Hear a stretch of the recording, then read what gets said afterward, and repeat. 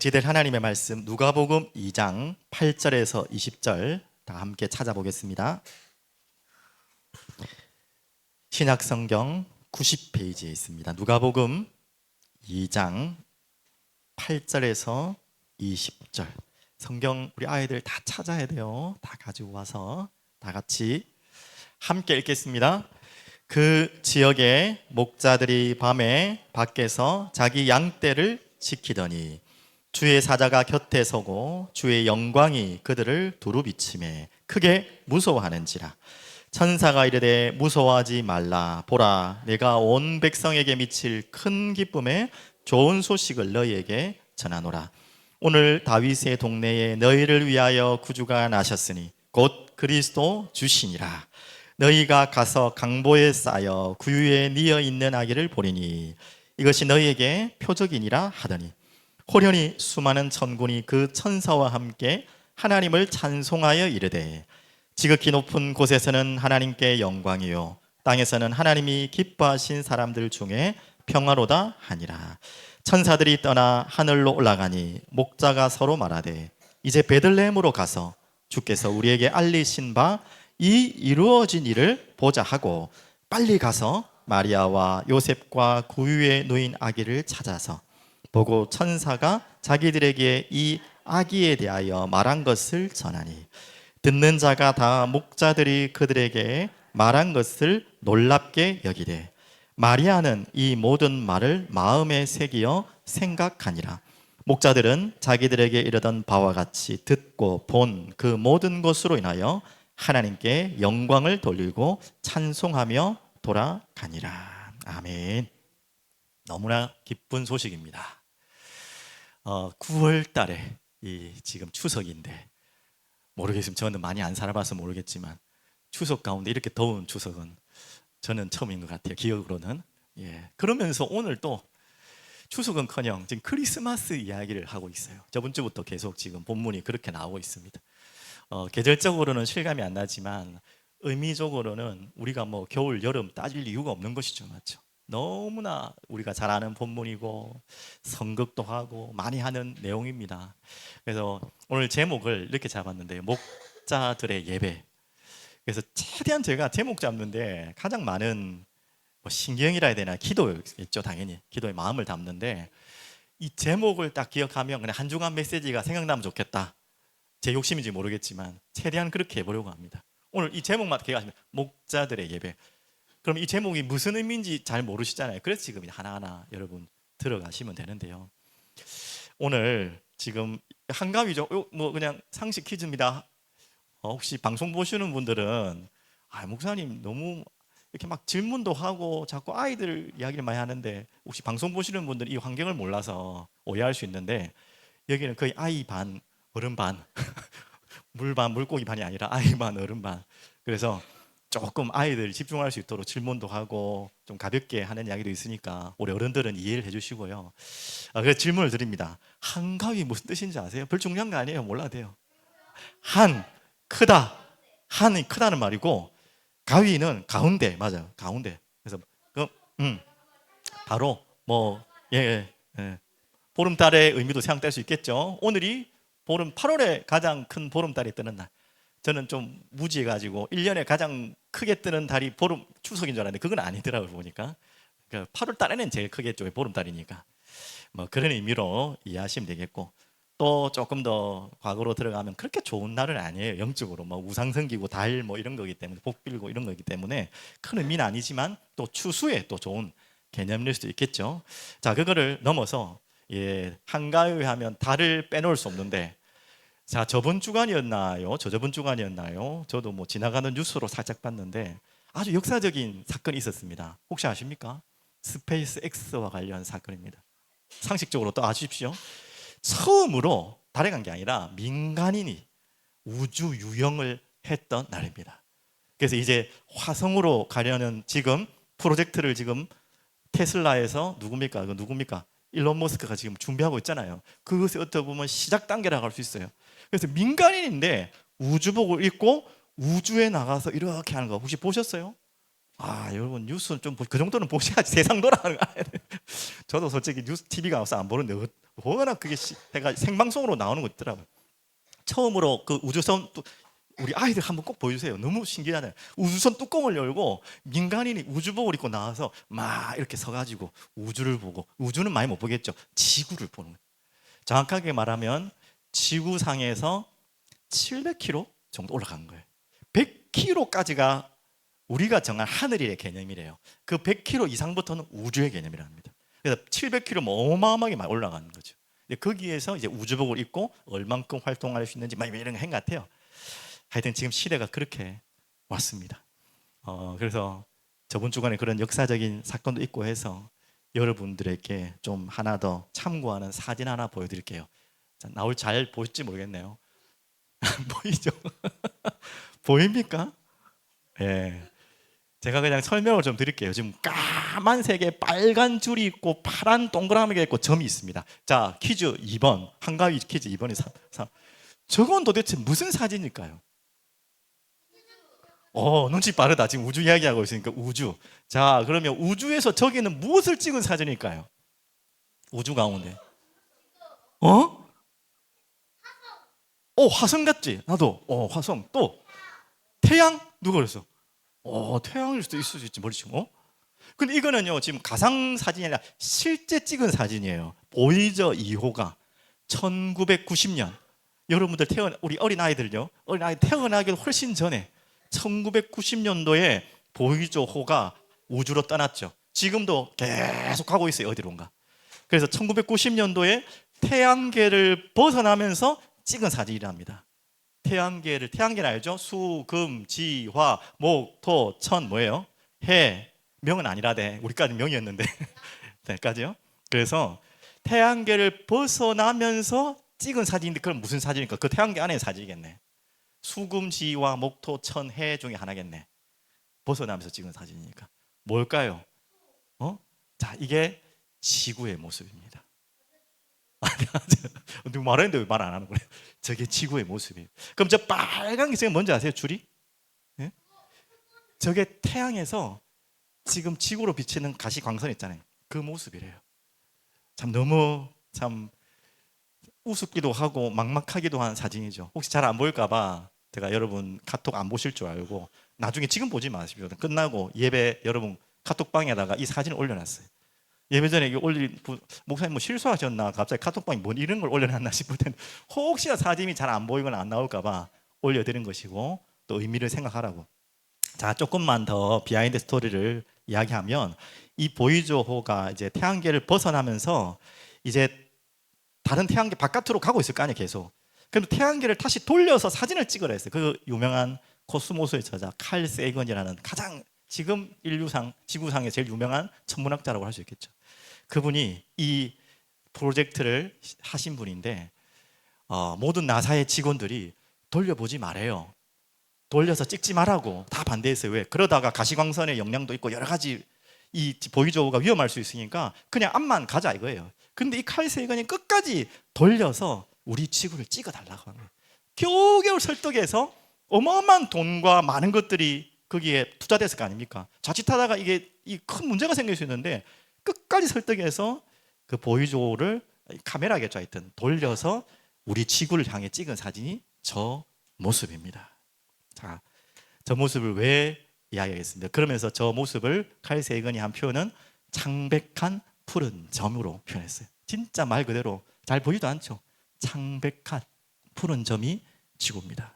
저는 지금 지구과학 시간을 이야기하는 것도 아니고 우주 이야기를 하려는 게 아닙니다. 자, 보십시오. 우리가 살고 있는 저 지구가 저렇게 우주 밖에서는 그 멀리 간 것도 아니에요. 멀리 간 우주도 아닌데 조금 멀리 갔는데 우리를 보니까 점밖에 안 보여요. 자, 그럼 이 지구상 안에 있는 여러분과 저의 모습은 여러분 어느 정도인지 아세요? 흙, 먼지 수준이에요. 저 지구도 하나 우주에서는 티끌도 안 돼요. 그럼 그 지구 안에 있는 우리는 뭐야 도대체? 티끌 중에 티끌도 안 되는 존재잖아요. 우주에서는. 맞죠? 제가 무슨 이야기를 하는 거죠?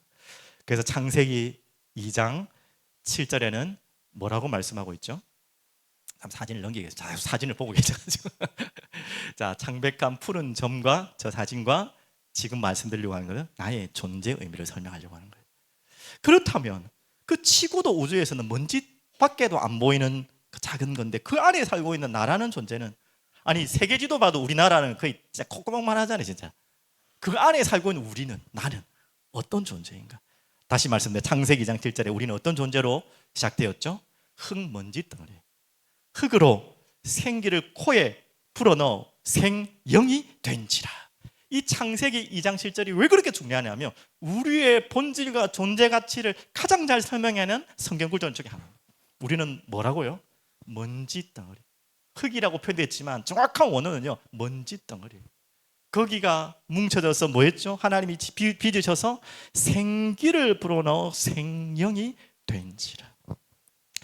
이 의미가 우리 인간의 두 가지 의미가 있는 것입니다. 첫 번째 의미는 뭐라고요? 흙덩어리, 먼지덩어리, 티끌 같은 존재. 한마디로 무슨 의미라는 거죠? 아무 의미 없는 존재일 수 있다는 거예요. 흙덩어리. 흙덩어리에 뭔 의미가 있어요? 티끌에 무슨 의미가 있어요? 아무 의미가 없는 거예요.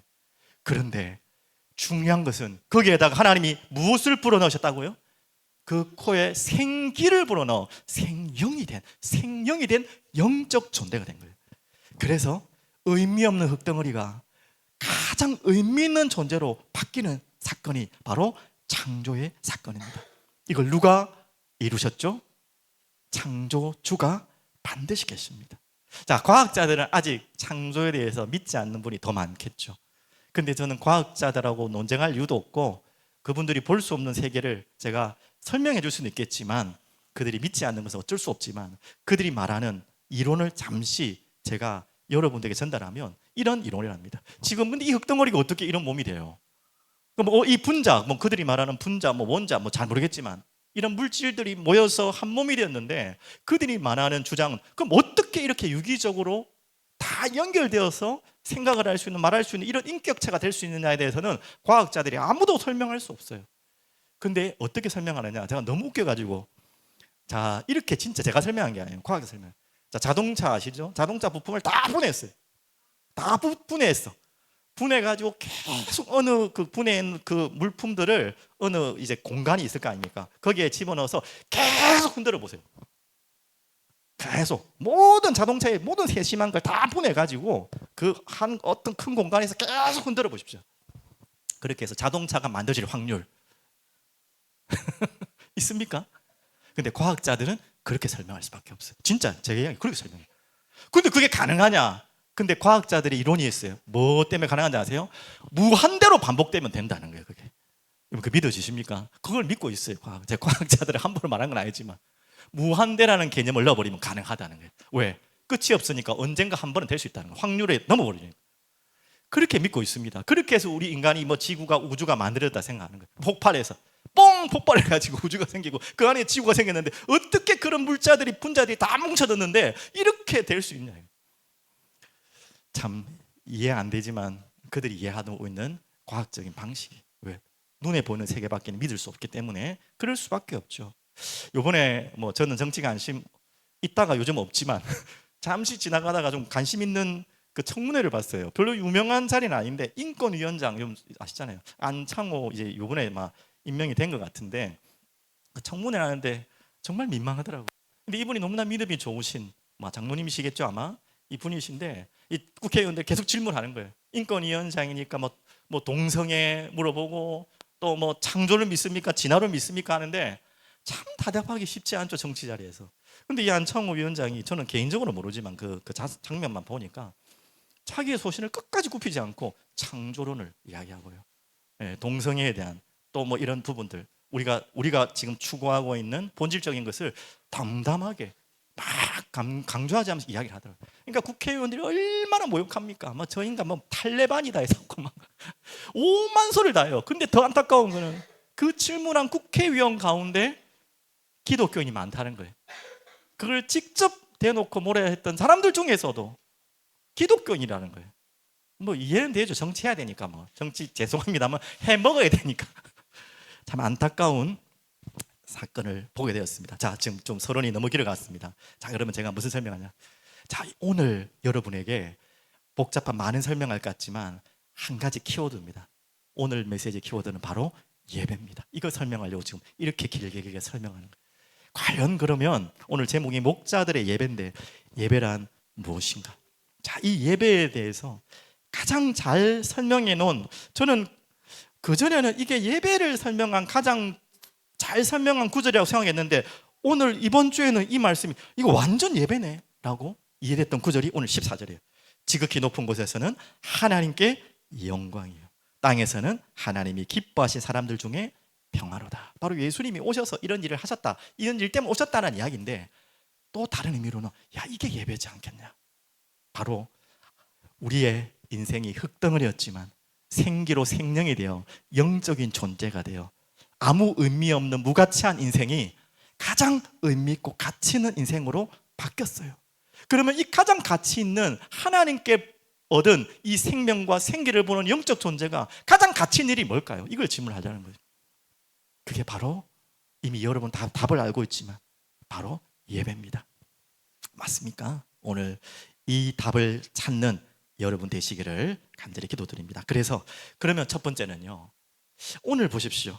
이 목자들이, 오늘 예수님이 모든 성경의 주인공이지만 오늘 본문은 그 예수님과 함께 또 중요한 한 인물이라고는 할 수 없지만 계통의 사람들이 있죠. 누구죠? 바로 목자들이 나옵니다. 목자들이 오늘은 주인공이라고 해도 과언이 아니고, 또한 이 목자들을 생각하시면서 여러분들이 오늘 여러분 자신을 돌아보는 시간 되면 좋겠습니다. 그래서 목자들, 참 많은 질문들을 드렸죠. 예수님이 탄생하시는데 천사들이 오늘 나타나가지고 찬송하고 그 소식을 알리는 장면이 오늘 본문에 읽었던 내용이고 너무 잘 아는 본문입니다.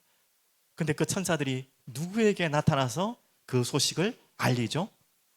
우리 아이들, 지금 예수님이 태어난 소식을 가장 먼저 이 천사들이 알린 곳이 있어요. 누구예요? 오늘 본문을 통해서 바로 오늘 제목처럼 가장 먼저 목자들입니다. 그렇다면 이것은 뭐 지리상 뭐 환경상의 조건일 수 있겠죠. 뭐 그때 뭐 다 자고 있으니까 어차피 뭐 목자들밖에 깨어있는 사람이 없고 여러 가지 이유가 있겠고, 또 거기가 뭐 있겠지만 육신적인 환경적인 의미를 넘어서 영적인 의미를 찾아야겠죠. 왜 그러면 목자들일까? 그러면 우리가 예배해야 되는 인생으로, 가장 가치 있는 것이 예배라는 것을 이미 고백하고 알고 있는 인생으로 이 목자들이라는 메시지를 여러분 잡아야겠죠. 그래서 여러분이 한번 찾았으면 좋겠습니다. 왜 목자들일까요? 자, 두 가지로 먼저 설명을 드리면, 첫 번째는 이런 의미가 아니겠냐. 낮은 자들, 가장 가까운, 이 말은 무엇입니까? 세상은 다 원하는 것이 높은 곳에 가려고 하죠. 뭐 좋은 의미도 있겠지만 저는 나쁜 의미로 말합니다. 자기가 왕이 되고 주인이 되고 높은 곳으로 계속 올라가는 것이 세상 사람들의 삶의 이유와 목적입니다. 그건 아니라고 부정할 수 있는 사람 없을 겁니다. 여러분 말고 이 영적인 본질을 알고 하나님을 모르는 분들이, 세상 사람들은 다 감추고 있고 고상하게 걸어가고 있지만 그게 다 목적일 수밖에 없어요. 왜? 그게 행복이라고 알고 있기 때문에. 그거 외에 행복을 찾을 수가 없기 때문에 계속 높은 곳으로 그것이 돈이라면 돈을 벌어야 되는 것이고요, 그게 자리라면 자리를 얻어야 되는 것이고요, 무엇인가를 향해 계속 올라가고 있어요. 그런데요, 이 하나님을 만나는 곳은, 하나님은 그곳에 계시지 않아요. 어디 계신다 했죠? 낮은 곳에 계신 것이죠.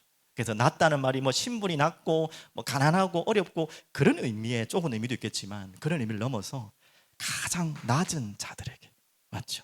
가장 낮은 자들에게 하나님은 임하시는 것입니다. 그래서 이 목자가 바로 그런 역할이었죠. 자, 한 가지 더 질문을 드릴게요. 공통점을 맞춰보십시오. 아브라함, 이삭, 야곱, 다윗. 자, 공통점. 항상 전 답을 말해주고 질문해요. 꼭 기억하세요. 공통점. 직업. 자, 됐죠? 직업이 공통점. 뭐였죠? 자, 목자. 대답 안 하시기로 오늘 했으니까. 다 공통점이 목자입니다. 뭐 그때 당시에야 뭐 시대 상황이 그러니까 그런 일밖에 뭐 할 수 있겠습니까? 뭐 그렇게도 이해할 수 있겠지만 이 목자에는 바로 그런 의미가 있는 것이죠. 더 보면 가장 낮은 자리, 세상이 볼 때는 가장 부족한 자리인 것 같지만 하나님은 그런 신분의 높고 낮음을 따는 게 아니라 가장 낮은 자들에게 찾아오시기를, 먼저 찾아오시기를 원하시는 것입니다. 그래서 우리는 계속 높은 곳으로 올라가 높은 곳을 보려고 하고 높은 곳에서 나를 바라봐 주기를 원하죠. 그래서 누가 안 보이죠? 하나님이 안 보이시는 거예요. 하나님은 가장 낮은 곳에 오시는데 나는 계속 높은 곳에 하니까 하나님이 보는 시선과 우리의 보는 시선이 맞지 않는 거예요. 절대 하나님 만날 수 없죠. 그래서 그런 분일수록 하나님이 안 보이는 거예요. 높은 곳으로 가려고 하는 사람일수록 하나님이 안 보이세요. 왜? 하나님 자꾸 낮은 곳에 계신데. 그분이 낮아서, 그분이 존재 자체가 가치가 낮아서가 아니라 그렇게 위해서 이 땅에 오신 분이 바로 하나님이시죠. 그분이 바로 또한 예수님이시죠. 그래서 또 목자의 의미를 하나만 더 설명드리면, 예수님이 뭐라고 많은 표현을 할 때 뭐라고 하죠? 여호와는 나의 목자시다는 표현하죠. 예수님은 바로 목자와 같이 오셨고 또 뭐예요? 목자가 기르는 양으로 오셨어요. 이게 두 가지가 다 같이 오셨어요. 목자로 오셨지만 그 목자가 기르는 양과 같이 희생 제물로 우리에게 어느 정도로 낮게 오셨다고요? 완전히 낮게. 그래서 말구유라는 것이 어쩔 수 없는 환경에서 당할 수밖에 없는 사건이 아니라 이유도 있었던 거죠. 진짜 낮은 곳에 사람이 갈 수 있는 가장 낮은 곳에 예수님께서 찾아오신 것입니다. 그래야지만 하나님을 볼 수 있습니다. 오늘 가장 낮은 자들이 드리는 예배, 오늘 여러분과 저의 예배입니다. 그래서 예배라는 것은 무엇이냐? 내가 교만해지고 내가 높아지려고 하고 내가 뭔가를 드러내려고 하면 절대 여러분은 예배 드릴 수 있는 존재가 될 수 없어요. 예수를 믿는 자들은요, 계속 나라는 존재가 없어지면 어쩔수록, 나자는 존재가 점점점 낮아질수록 점점점 커지는 게 뭔지 아세요? 이게 반비례인데요, 하나님이 커지세요. 나라는 존재가 점점점 높아질수록 점점점 작아지고 안 보이는 게 하나님이란 존재예요. 그래서 예배자들의 가장 큰 특징이 뭐라고요? 우리가 오늘 낮은 마음으로 하나님께 가장 가까이 가고 싶으시면 가장 낮은 곳에 계시면 돼요. 낮은 곳으로 가시면 돼요. 왜? 그곳에 하나님 찾아오셨기 때문에. 그리고 아까 목자 얘기했죠. 어린 양이 얘기했죠. 바로 가장 이 복음을 잘 이해할 수 있는 조건을 가진 자가 바로 이 목자들입니다. 양을 키워봤기 때문에. 양을 드린다는 말이 무슨 말인지 알고, 맞죠? 자, 그러면서 저번 주 말씀과 연결되었는데요, 광야의 외로운 자들입니다. 오늘 기도하신 우리 성도님도 그렇게 기도했지만 우리가 외롭고 고독한 가운데 있는 자들인데, 그 가운데 목자들이 직업적으로도 그렇겠지만 가장 광야의 외로운 길을 걸어가고 있는 자들이죠. 그래야지만 본다는 말이 아니라 그런 자리에서 어떻게 보면 가장 하나님을 볼 수 있는, 주님을 만날 수 있는 최고 좋은 기회이자 은혜라는 것입니다. 그래서 가장 먼저는요, 이 목자가 지금 제가 이렇게 저렇게 설명하지만 첫 번째는요, 그 목자가 선택받은 거예요. 하나님의 주권과 은혜 가운데 가장 먼저 이 예수님의 탄생을 천사를 통해 들을 수 있는 가장 선택받은, 은혜 받은 사람이에요.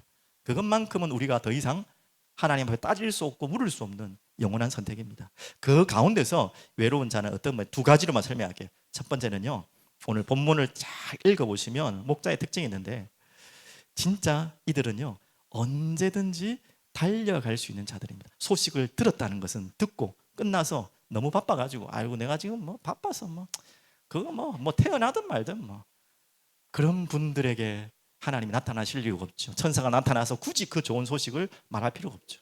이 기쁘고 좋은 소식을 들을 만한 자들에게, 듣고 나서 끝낼 게 아니라 전달할 수 있는 자들에게 하나님이 찾아오셨겠죠. 딱 그런 인물이었어요. 한번 15절 16절 보실까요? 그 어마어마한 소식을 듣고 15절 16절, 천사들이 떠나 하늘로 올라가니 목자가 서로 말하되, 좋네, 그게 끝이 아니고요, 이제 베들레헴으로 가서 주께서 우리에게 알리신 바 이 이루신 일을 보자 하고 직접 갔습니다. 이 어마어마한 소식을 듣고 직접 내가 확인해야겠다. 정말로 이 은혜로 낮은 자들, 마음이 가난한 자들, 또 외로운 자들은 하나님의 은혜를요 그대로 사무치게 받기 때문에 그것을 받고 확인하고 싶은 거예요. 하나님은 그런 자들에게 먼저 찾아오세요.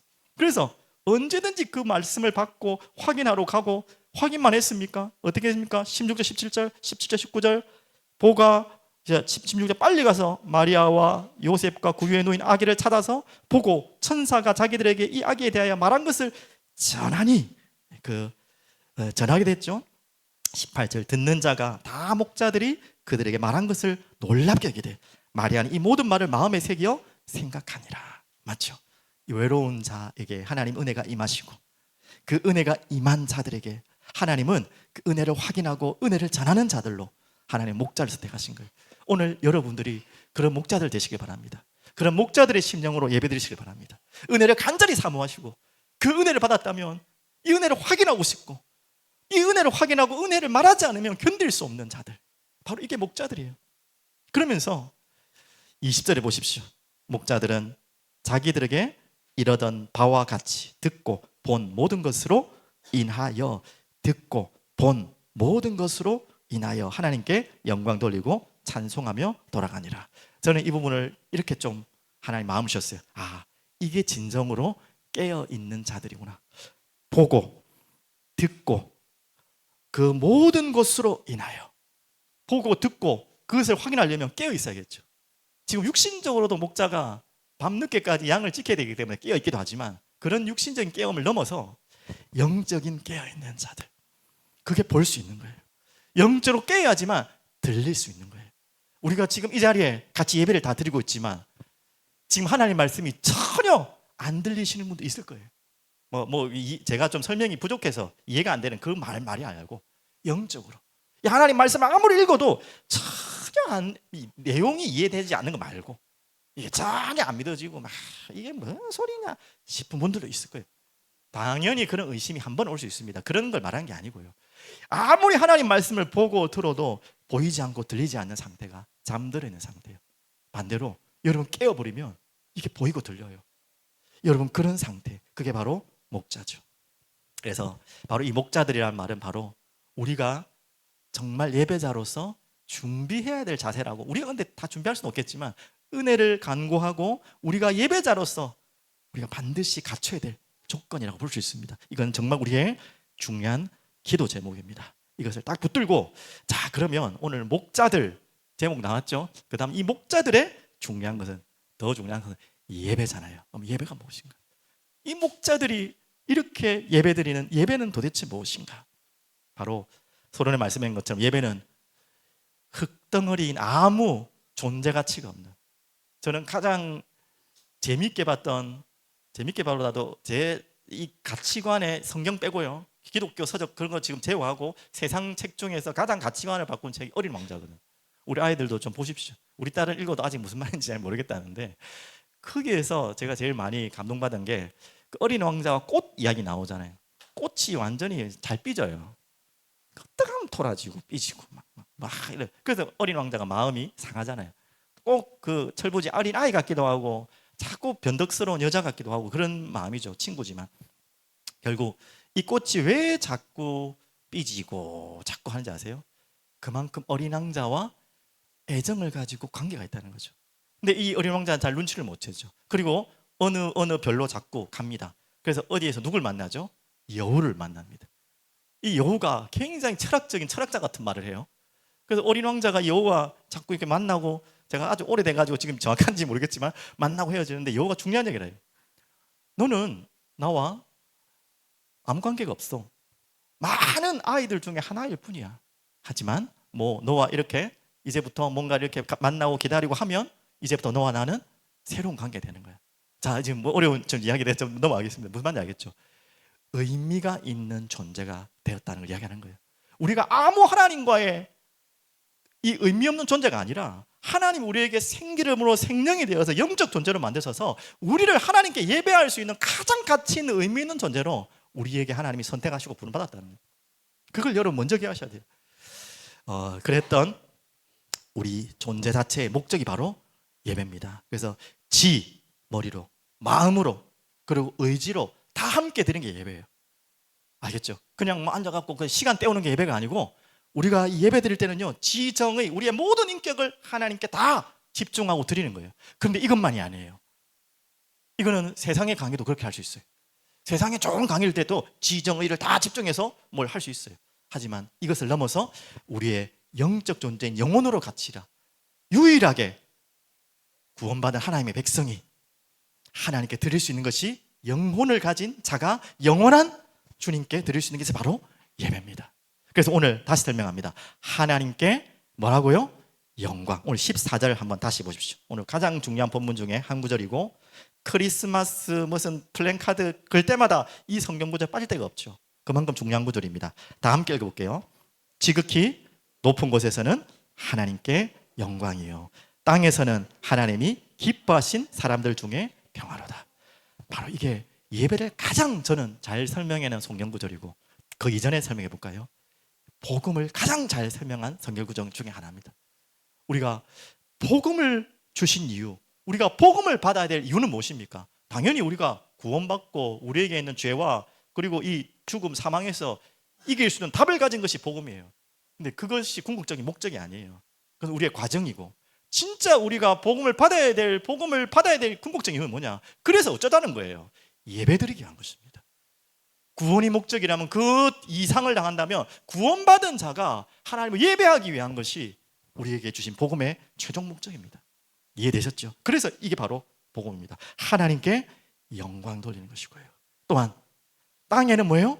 우리는 하나님께 영광 돌리지만 그 하늘의 영광이 어디에 임한다고요? 우리에게 또 임하여, 오늘 영광의 빛이 임하는 장면들이 나오잖아요. 그때 일어나는 것이 뭐예요? 우리에게 임하는 것이 뭐예요? 참된 평강, 평안, 평화 같은 말이죠. 임하는 것입니다. 다르게 해볼까요? 우리 인간이 하나님을 정말 영광 돌리고 오로지 예배드리지 못하면 그 어떤 것에도 평강과 평안은 없습니다. 싸우고 싸우지 않는 그런 평화를 얘기한 게 아니에요. 이 평강과 평안은 하늘에서만 주실 수 있는, 하나님만 주실 수 있는, 우리는 그런 존재고, 그럴 수 있는 분이 하나님이셔요. 하나님께 영광, 땅에는 평화. 너무나 참 중요한 이야기죠.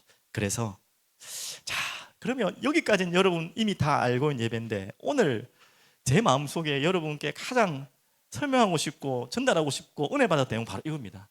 바로 이 다른 세계. 오늘 같은 본문이지만 다른 세계. 오늘 본문에는 목자들이 나오고 또 누가 나오죠? 예수님 나오고 마리아도 나오고 사람들도 나오지만 그 이전에 누구죠? 천사들이 나옵니다. 주의 사자, 천사. 그리고 그 천사, 주의 사자 직접 등장하지 않았지만 그에게 전달하신 하나님이 이 안에서 또 나옵니다.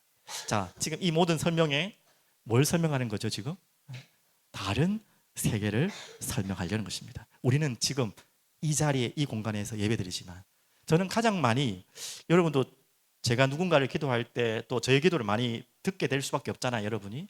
저도 가장 많이 했던 기도가 같아요. 저희가 이 자리에 기도하고, 저는 이 자리에 예배드리지만, 저희가 기도하고 예배에 있는 모든 것이 내가 기도하는 누군가에게 또 어딘가에게 이게 은혜가 전달되게 해달라. 또 우리는 이 자리에 예배드리지만 이런 기도를 참 많이 하게 된 것 같아요. 그 이념의 그 속에서는 어떤 제 마음속에 하나님이 개념을 주셨냐면, 우리는 이 자리에서 예배드리지만, 이 시간이라는 공간이라는 틀 안에 있지만 그게 다가 아니라는 거예요. 여러분, 절대 그게 아닙니다. 예배라는 것은, 영적인 세계라는 것은 공간과 시간에 제한할 수 없는 거예요. 자, 다시 또 물리학 시간으로 잠시 돌아올게요. 너무 뻔한 이야기니까 이게 감흥이 안 오시는 것 같아요. 우리 아이들한테 조금, 혹시 저의 어리석은 물리 지식이 엉뚱한 걸 하더라도 저는 그걸 말하는 게 아니기 때문에 의미를 잘 설명해 주세요. 자, 0차원이 뭡니까? 0차원. 제가 이걸 언제 고민하게 됐냐? 저는 이과생이 아니고 문과생이기 때문에 별 이런 관심이 없지만, 기본적인 배우지만, 어느 날 중학교 때인가 그 도서관, 제가 부산에 어디 초업도서관인가, 도서관에 초업도서관 자주 갔는데 앉아서 공부를 하는데, 그냥 넓게 있는 책상 있잖아요. 탁탁탁 나누는 거 말고 있는데, 그 애들이 장난을 많이 해가 낙서를 많이 했어요. 낙서를 했는데 공부하다 집중이 안 되니까 낙서를 봤는데 너무 의미 있는 낙서가 있는 거예요. 거기에서 제가 의문을 시작해서 처음 알게 된 건데, 자, 0차원이 뭡니까? 0차원. 오늘 빨리 합시다. 시간 없으니까. 점이 0차원이에요. 알겠죠? 자, 그럼 1차원은 뭘까요? 이제 좀 상상할 수 있겠죠? 점과 점이 쫙 계속 점들이 연결되면, 점과 점이 끝과 끝으로 연결되면 뭐예요? 이게 국회는 이제 일났나? 농담이고요. 아니, 아까부터 일나 있을 거예요. 자, 점과 점이 있으니까 뭐예요? 선. 이게 뭐예요? 1차원. 자, 그러면 그래프 있잖아요. 방정식 알죠? 자, 선들이 계속 끊임없이 모이면 어떻게 될까요? 면. 그게 뭔 차원이에요? 오늘 수학 시간입니까? 2차원 맞죠? 그러니까 면들이 쫙 이렇게 모이면 뭐 해야 돼요? 우리와 같은 이게 뭐예요? 공간이 되겠죠. 3차원. 자, 여기까지는 우리가 충분히 인지할 수 있고 이해할 수 있는 세계. 근데 이건 우리끼리 만들어낸 뭐 성경에서 말하는 이야기가 아니고 수학자들이 이야기하는 거예요. 저는 무지해 가지고 수학과 물리가 연결된 건 아는데 수학과 물리와 천문학이 연결되는 건 내가 이번에 처음 알았어요. 보이죠? 막 이야기하면서 좀 들은 소리를 지금 이야기하는 겁니다. 전혀 제가 전문 지식이 아니니까 이해하시고. 이 수학과 물리와 천문학 하나예요, 진짜. 그래서 천문학이 보이죠? 뭐 나오고 막 스페이스 X 나오는데 이게 수학이 바탕이 되지 않으면 물리가 되지 않으면 절대 할 수 없는 일. 제가 딴 얘기 하는데 제가 뭔 얘기 하냐면 이 3차원 우리는 세계에 산다. 어떤 분은 뭐 4차원 세계에 산다. 저는 아직 머리가 나빠가 그게 아직 구분이 안 되는데 우리가 사는 세계가 3차원이라고 일단은 제가 정해놓고요. 공간 안에 살기 때문에. 그러면 4차원은 뭡니까? 이 공간들이 그럼 점이 모이면 선이 되죠. 선이 모이면 면이 되죠. 면이 모여서 공간이 됐죠. 3차원이 됐죠. 그럼 공간이 모여지면 어떻게 되는 거예요? 4차원이 되는 거예요. 거기에 시간이 들어가는 거죠. 맞죠? 뭐 나인슈타인 아니면 상대성 이런 그까지는 저도 모르겠고 알 필요 없고. 자, 그러면 제가 무슨 설명하냐면 아까 전에 제가 다 돌아갈게요. 거기에 그 도서관에다가 적어놓은 내용이 뭐냐면 어떤 누군지 모르게 스마트한 친구가 일어났어요. 개미를 비유를 든 거예요. 개미는 바로 이 면 밖에 모른대요. 3차원 이상을 모른대요. 뭐 그 아는지 아닌지도 모르지만 항상 개미가 보는 세상은 뭐냐면 이게 그러니까 2차원에 있다고 생각하면 1차원밖에 안 보이는 거예요. 자기가 살고 있는 세계의 낮은 차원만 이해를 할 수 있는 거예요. 이해되셨죠? 맞죠? 그래서 우리가 4차원에 살지만 3차원만 이해되는 거예요. 시간이라는 속에 있지만 시간을 이해할 수 없잖아요. 우리가 조금 이해됐습니까? 이제 넘어갑시다. 그래서 개미가 무슨 이야기를 하면 이 개미가 면을 기어가면서 할 때는 자기는 선밖에 안 보이는 거예요. 면이라는 개념이 없어요. 개미에게는. 우리는 다 있지만. 그러니까 개미에게는 면밖에 없는데 면에 살지만 선밖에 없는데 누군가가 개미를 잡아갖고 딱 들었어요. 그때부터 이 아이는 어디로 가는 거죠? 지금 이 개미의 세계는 3차원의 세계로 가는 거예요. 도저히 개미는 상상할 수 이해할 수 없는 세계로 간다는 거예요. 그래서 어디론가 딱 옮겨놨어요. 이걸 뭐라고? 개미에게는 기적인 거예요. 자기는 이렇게 면을 가서 가야 되는데 날라서 어딘가 나 분명히 이겼는데 어딘가 지금 와버린 거예요. 그럼 우리는 개미에게는 뭐가 되는 거죠? 전능하신 사람이 이해됐습니까? 그런 개념으로 이해하시면 우리가 지금 3차원을 살지만 4차원이 이해되지 않는 게 뭔 말이냐? 우리는 이곳에 살지만 우리가 이해되지 않는 세계가 반드시 있다는 거예요. 이거는 영적 개념은 말할 필요도 없고요. 수학자들이 하는 이야기입니다. 이론상으로 분명히 있다는 거예요. 그래서 지금 계산된 거는 뭐 11차원까지 계산이 되고 더 정확하면 무한대까지도 차원을 늘릴 수 있다는 거예요. 자, 이것을 상상으로 지금 이 다른 세계가 이야기하는 겁니다. 지금 초점을 놓치면 안 됩니다. 가장 잘 설명해놓은 영화가 있습니다. 그게 인터스텔라. 꼭 보십시오. 추석 명절 가운데 영화 많이 보시는데 잡다한 막 이상한 조폭 영화 같은 거 보지 마시고 인터스텔라를 꼭 보십시오. 당연히 기독교적 영화는 아니고 신앙적인 영화는 아니지만 저도 그 영화를 솔직히 안 봤습니다. 하지만 꼭 볼 거예요. 근데 내용은 다 알아요. 하도 그 리뷰 이 과학 때문에 알아가지고. 그 인터스텔라가 무슨 내용이냐 하면 이 지구가 멸망하는 지금 시간표가 왔는데 이 이야기 길게 안 되겠고 이 지구를 살리기 위해서 우주로 떠나는 이야기입니다. 근데 이 우주로 떠나는 이 주인공이 이 블랙홀이라는 곳으로 들어가서 이 블랙홀의 그 경계선이 뭐냐면 사건의 뭐라고죠? 지평선. 윤하의 노래에 있습니다. 사건의 지평선. 이 블랙홀의 내부로 들어가면 모든 시간과 공간이 사라져버리는 공간이 있다는 거예요. 근데 이거는 상상이 아니라 수학적으로 개념적으로 이해가 충분히 이론적으로 맞는 거래요. 하여튼 그곳으로 들어가서 이 3차원의 세계를 넘은 무슨 세계라 그러죠? 우리 아이들 많이 아는 하여튼 뭐라 하는지 생각이 안 난다 갑자기. 하여튼 그 세계로 가서 자기 딸이 있는 그 시간으로 가서 이게 뭔가를 시계를 이 중력을 활용해서 이게 다 설명 중력을 활용해서 딸에게 그 미래에서 어떻게 보면 메시지를 주는 거예요. 그것을 받아서 이 딸이 지구를 구하는 어떻게 보면 공상과학 영화인데 가장 과학에 좀 틀린 것도 있지만 바탕을 둔 이야기입니다. 제가 갑자기 이 이야기를 뭘 이렇게 말도 안 되고 저도 이해도 못하는 이야기를 여러분이 합니까? 꼭 들고 싶은 이야기. 우리는 이 자리에서 예배드리고 기도하고 그냥 우리 이 세계에 머물러 있는 것 같지만 분명히 뭐가 있다는 거죠? 다른 세계가 있습니다. 그리고 영적 세계가 있어요. 그리고 이 세상을 창조주에 계신 그 창조주 하나님은 그 다른 차원에서 우리를 보고 계신 거예요. 그렇다면 우리가 예배드리고 기도하는 것이 얼마나 큰 일이고 대단한 일입니까? 자, 이러면 너무 복잡한 이야기니까 조금 이런 과학적인 세계 말고 이야기할게요. 여러분 높은 곳에 비행기 타고 한번 올라가 보셨죠? 아니면 어디 높은 곳에 가보셨죠? 그럼 가정을 해서 못 가봤다 하더라도 여러분이 높은 곳에 가셔가지고 롯데월드가 몇 층입니까? 우리나라 제일 큰 그게 한 100층 넘죠? 롯데월드를 보나 낮은 뭐 10층짜리 빌딩을 보나 높은 곳에 보면요 똑같습니까? 안 똑같습니까? 똑같아요. 높은 곳에서 보면. 내가 낮은 곳에서 보면 100층 아이고 1층 2층 하지만 높은 위에서 보면 그냥 몇만 보여요. 100층이나 1층이나 좀 더 잘 볼 수는 있겠지만 너무 올라가 버리면 그놈이 무슨 말 하는지 알겠죠? 우리가 보통 왜 이렇게 힘듭니까? 왜 이렇게 우리 마음이 힘들고 어려운 일이 생기고 하면 그렇습니까? 여러분의 눈높이가 그것밖에 안 돼서 그런 거예요. 네. 우리 날마다 밑에서 그걸 보니까 100층 너무 높다, 아이고 2층 너무 낮다 보이지만 높은 곳에서 올라보면 그놈인 거예요. 영적인 영원한 세상에서 보면 그놈인 거예요. 조금만 더 쉽게 얘기해 볼까요? 여러분 한번 어릴 때 이제 나이 드신 분은 이해될 거예요. 여러분이 다닌 초등학교 가보신 적 있습니까? 저는 저 연산동에 연서초등학교 곳에 나왔어요. 연산 노타리 옆에. 제가 오랜만에 한 번씩 가면요 너무 신기해요. 여러분 다 아마 제 말에 동의할 겁니다. 그때만 해도 너무나 높았던 철봉이, 그때만 해도 너무 넓었던 운동장이, 그때만 해도 너무너무 이게 뭔가 컸던 모든 것들이 지금 가보면 너무 조그마진 거예요.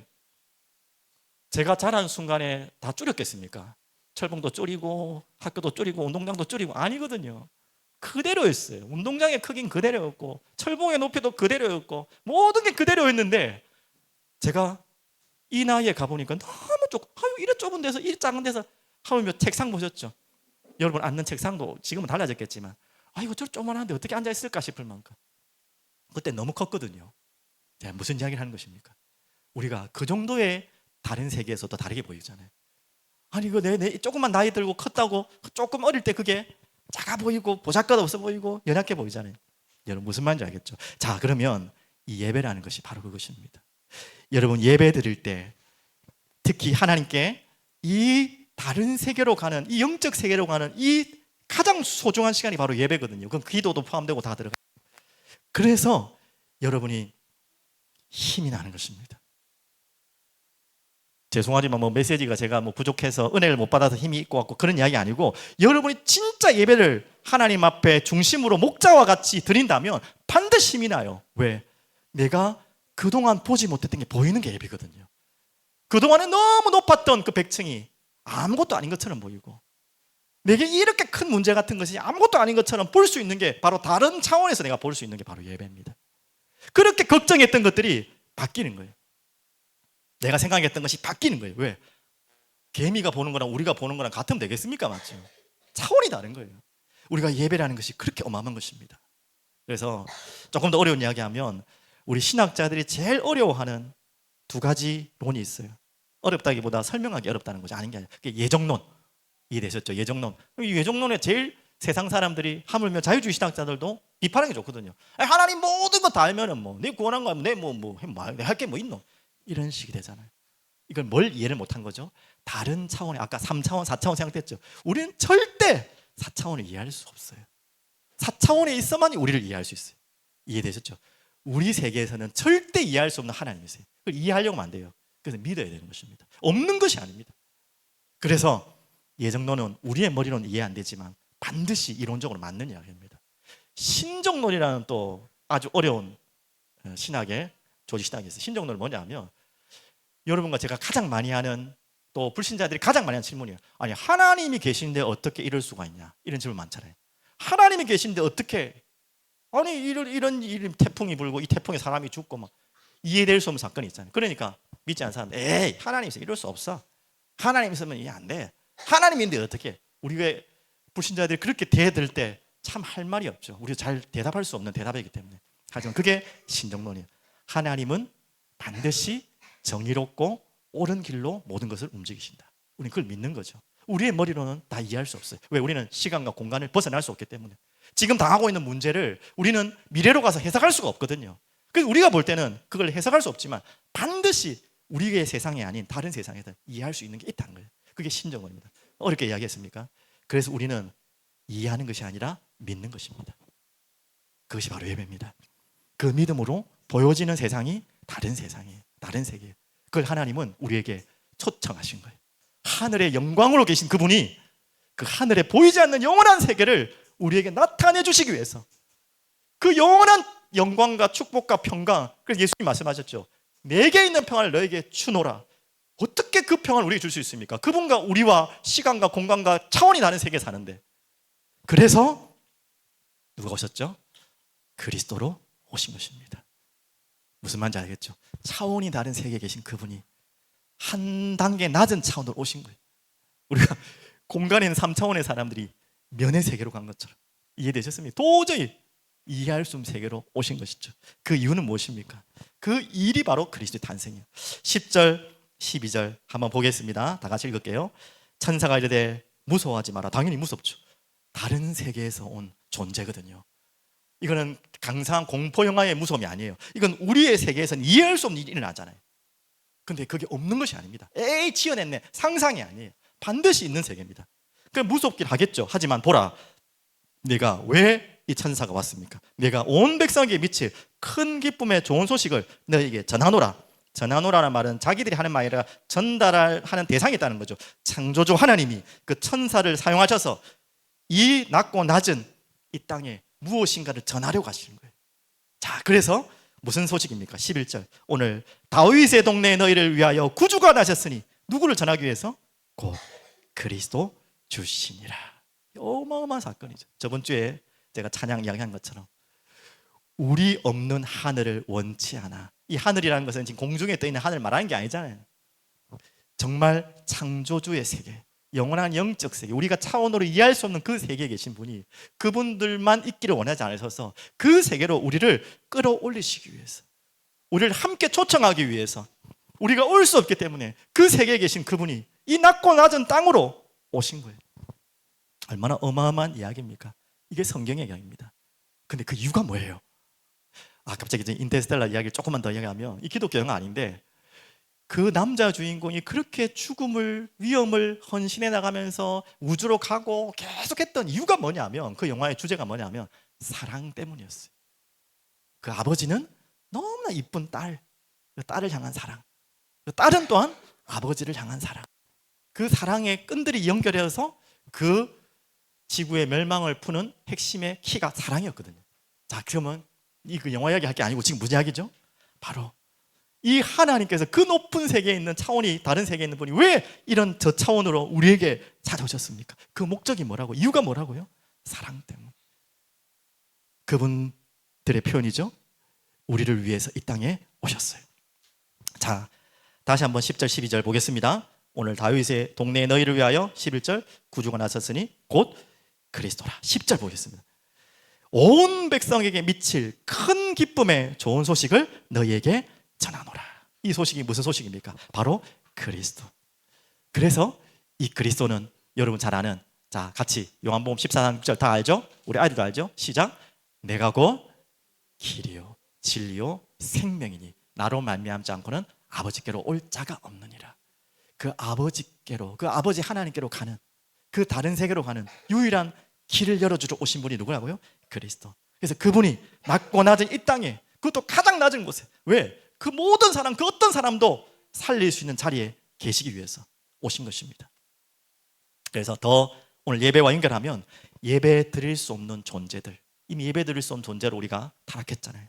이 존재들을 다시 예배 드릴 수 있는 존재로, 하나님의 세계로, 영원한 세계로 이끄시기 위해서 가장 높은 곳에 계신 그분이 가장 낮은 곳으로 오신 바로 그분이 바로 그리스도이십니다.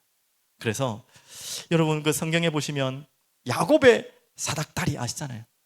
그 놀라운 신비로운 그 다리가 환상과 꿈 같지만 어디로 연결됐죠? 하늘로 연결되어서 천사들이 오르락 내리락 장면을 야곱이 꿈에서 봤잖아요. 바로 우리를 그 세계로 끌고 올려가신 거예요. 그 길을 열어 위해서. 그래서 양의 문으로, 양의 문으로, 문이라는 것은 바로 다른 통로를 이야기하는 거잖아요. 바로 그 양이 뭐죠? 생명의 떡 되시고 피 되신 그 양이 피 흘려 죽음으로 그 피 흘리심과 그 찢기신 살을 먹을 때에 그 영원한 세계로 갈 수 있는 길을 여신 거예요. 그래서 그분을 화목 제물이라고 표현하고요. 유일한 중보자라고 합니다. 왜? 영원한 하나님인데 또한 완전한 사람으로, 완전한 하나님인데 완전한 사람으로 이 완전한 우리 인간을 영원한 하나님의 세계로 옮기게 할 수 있는 유일한 중보자로, 그 희생이 바로 십자가였죠. 그래야 되는 이유가 뭐죠? 우리의 죄 때문에. 자, 오늘 꼭 기억하십시오. 예배는 그냥 앉아서 가만히 있다가 시간 지나가고 가는 것이 아닙니다. 우리가 사는 3차원에서는 그게 다지만 우리가 예배드리고 기도드리는 이 시간이 어떤 시간인지 제가 그거 설명하려고 이렇게 복잡한 이야기를 한 거예요. 이해하셨으면 앞에 이야기 다 잊어버려도 돼요. 여러분이 예배드리는 그 시간은 어떤 시간이고요? 지금 이곳에 머물러 있는 시간이 아니라는 것입니다. 우리가 기도하는 기도는 이 시간에, 이 공간에 머물러 있는 것이 아니라는 것입니다. 영원한 다른 차원의 영원한 창조주의 세계로 들어가는 시간이에요. 그래서 중요하다, 놓치면 안 된다, 빠지면 안 된다, 그런 수준을 이야기하는 게 아니에요. 얼마나 대단하고 거룩하고 아름답고 놀라운 정말 축복의 시간입니까? 여러분, 그런 시간이 바로 예배예요. 예배를 좀 사모해라, 사랑해라, 뭐 좀 간절해라 이런 말을 할 필요가 없는 거예요. 무슨 말인지 알겠죠? 예배가 그 정도의 의미, 이것으로 설명이 안 돼요. 제 머리로 설명할 수 있는 게 이 정도밖에 안 돼요. 자, 그러면 결론으로 말씀드릴게요. 오늘 여러분과 저는 예배자로 이 자리에 앉아 있습니다. 시간이 많이 길었네요. 짧게 전달하겠습니다. 가장 예배자의 아름다운 예배 모습들이 성경에는 많지만 그 중에 세 가지 예배만 예를 들게요. 첫 번째는 이사야 6장 1절 13절. 이사야가 이 지금 무엇을 봤죠? 천상의 세계를 보고 그 자리에서 예배드리는 장면이 나옵니다. 나중에 한번 꼭 읽어보십시오. 제가 수요일 금요일 날 더 구체적으로 전달해드릴게요. 주께서 하늘 높이 들린 보좌에 앉으시고 그 옷자락이 성전에 가득하고 스랍 천사 계통이죠. 하나님을 찬양하고 여호와의 영광이 충만하며 그 자리에 있던 나약한 보잘것없는 인간인 이사야가 자신의 연약함과 죄를 발견하고 거기에 두려움을 떨고 거기에 천사가 제단 숯불을 입에다 대며 너는 거룩하다 끄져졌다고 죄가 사해졌다고 말하고 그때 하나님 말씀이 임하고 말씀에 아멘으로 순종하고 내가 여기 있사오니 내가 가겠다고 고백하는, 지금 전체 이야기가 지금 이야기입니다. 그러면서 어디로 가죠? 황폐해질, 모든 것이 무너질 땅, 그래서 밤나무 상수리가 다 무너질 지금 세상과 그렇게 될 세상을 그 속으로 가라는 거죠. 누구를 기다리며? 그루터기 그리스도를 말하는 거죠. 이 이야기가 바로 이사야 6장 1절에서 13절 이야기입니다. 완전한 예배의 이야기입니다. 얼마나 이게 그냥 꿈 같은 이야기가 아니고 뭐 막연한 무슨 영화 이야기가 아니고 실제로 우리에게 보이지 않는 세계 예배예요. 그것뿐만입니까? 그런 영적 세계를 보이지 않았지만 느헤미야 8장 1절에 12절, 이번 주간에 여러분 보셨던 본문입니다. 가장 아름다운 예배의 모델 중에 모델이죠.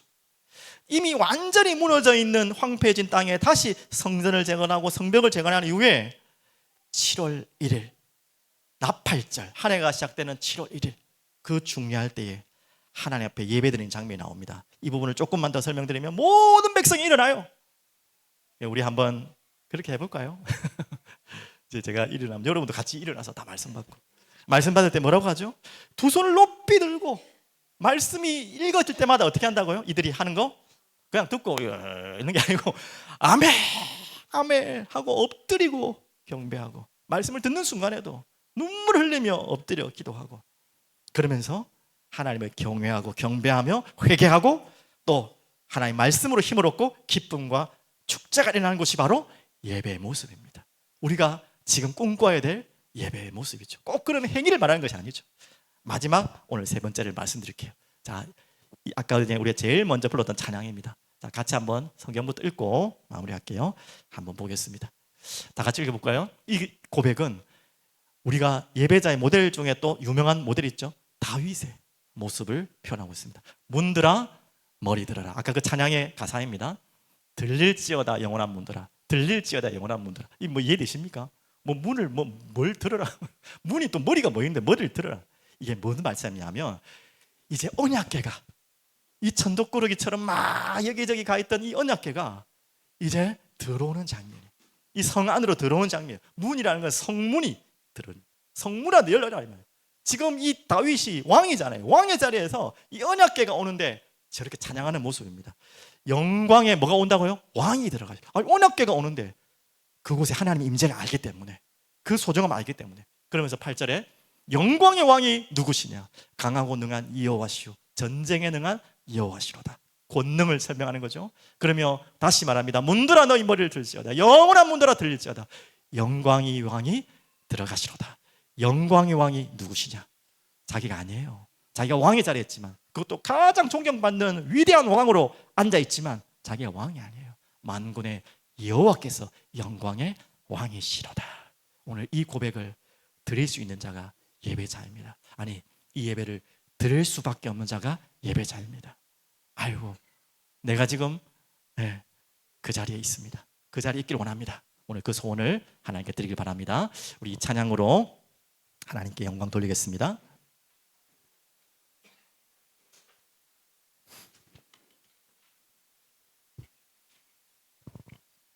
우리 말씀을 생각하시면서 이 고백을 우리 예배자로서 목자와 같은 마음으로 주님 앞에 나가 우리의 왕 되신 주님을 찬양으로 예배합니다. 문들아 머리 들어라. 문들아 머리 들어라. 들릴지어다 영원한 문들아. 영광의 왕 들어가시도록 영광의 왕 들어가신다. 영광의 왕이시요 강하고 능하신 주로다. 전쟁에 능하신 주시라. 다 찬양 위대하신 왕께 만세. 왕께 만세. 왕께 만세. 당신은 영광의 왕이라. 다 찬양 위대한 왕께 만세. 왕께 만세. 왕께 만세. 당신은 영광의 왕이라. 다 찬양 위대하신 왕 되신 주 다 찬양하여라.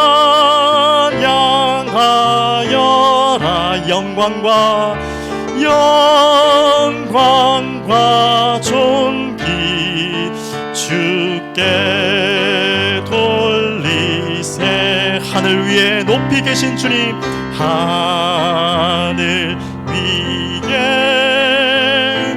높이 계신 주님, 주님의 말씀 존귀. 3절 찬양하겠습니다.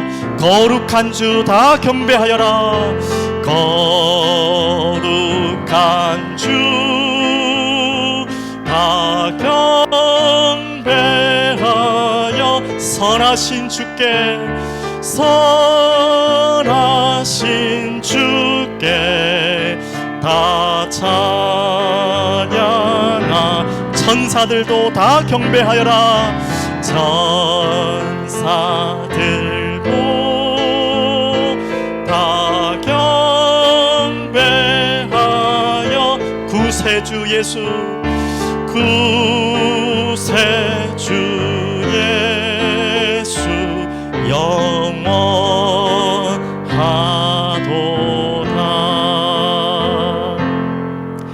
왕 되신 주님, 전능하신 주님, 우리의 주님이 왕이심을, 오직 유일한 왕이심을 고백합니다. 이 왕 되신 주님께 정말 일평 예배하며 찬양하며 경배하는 인생으로 나와 우리 가정을, 우리 교회를 인도하여 주시옵소서. 예수 그리스도 이름으로 기도합니다.